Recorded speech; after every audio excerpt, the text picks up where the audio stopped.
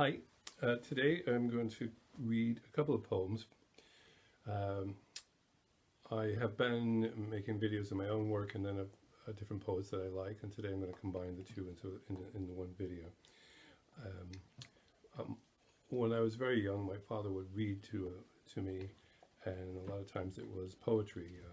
Longfellow was one of his favorites, Kipling, and Yeats, WB Yeats, was one of his most favorite writers.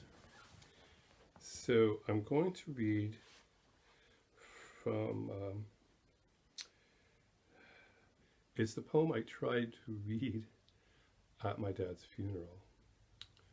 And interesting for anyone from Navan in Meath, this was a book that was given to my father in his first visit to Ireland by a man named Andy Connolly. Any of you from out that way might very well know Andy. He was a gentleman and a well-read fellow, and my dad and him got along like gangbusters.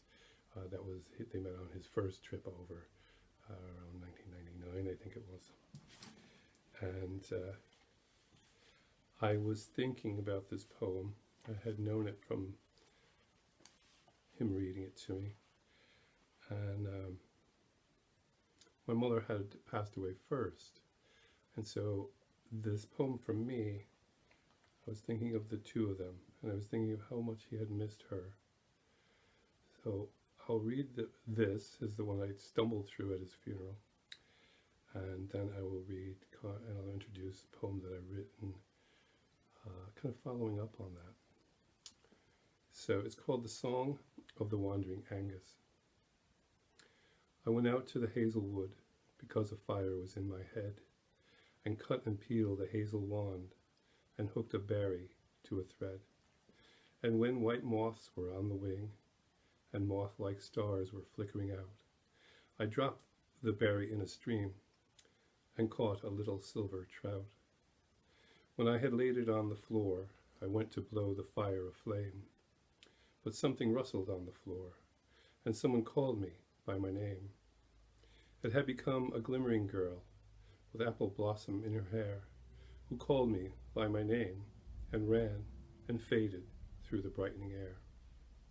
Though I am old with wandering through hollow lands and hilly lands, I will find out where she has gone, and kiss her lips and take her hands, and walk among long dappled grass, and pluck till time and times are done, the silver apples of the moon, the golden apples of the sun.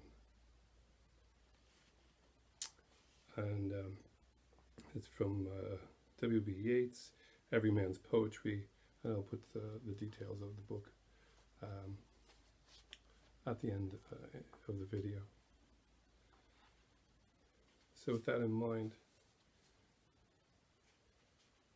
I wrote this shortly after I started working on it. Sometimes things like this take a long time to be finished.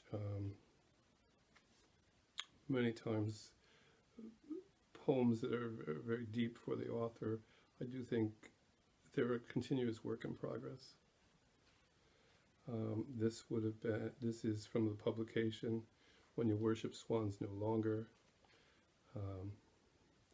that was supported by the Westmeath County Council Arts. And so keeping in mind my father and my mother. Somewhere still is the title. Somewhere there is still a place, you sitting in the sun, concrete porch, paving slabs, Cape Cod gray picnic table, small summer savages running, jumping, clinging, immune bare feet, impervious to sun, skin frosted with salt, lotions, and cake icing. Somewhere children still take your hand, invite you to cross the street, walk with them down to the beach, taking them sometimes instead to lunch. Longtime companions, comfort of old age, afternoon naps, books, TV, mail order catalogs, big band music, and too those ever dangerous memories, love, marriage, a hole never in 23 years has time healed. Somewhere still she takes you by the hand, owes your name, laughs into the open window. 55 Chevy, summer bright chrome, so close to flying great American V8 highways up through the Canadian border, dwindling into heavy Nova Scotia sands. There has never been an ocean too cold for her to swim in.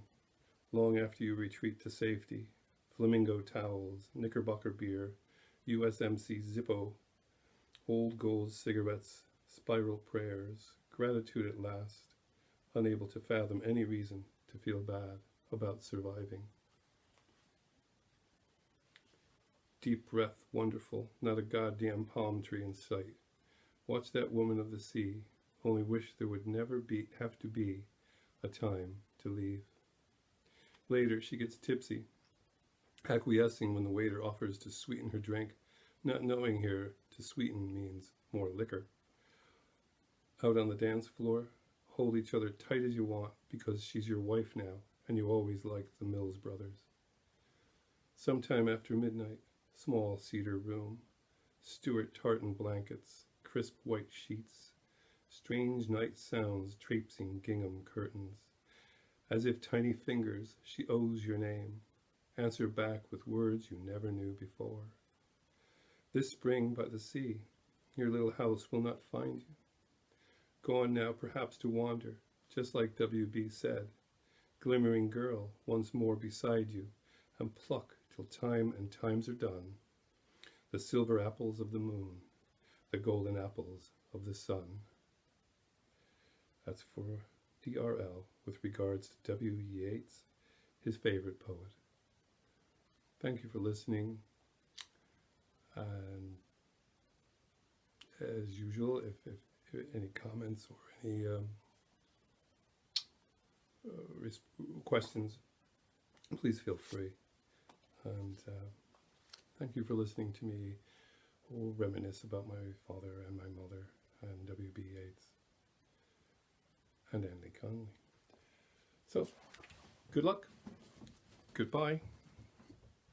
Mind yourself.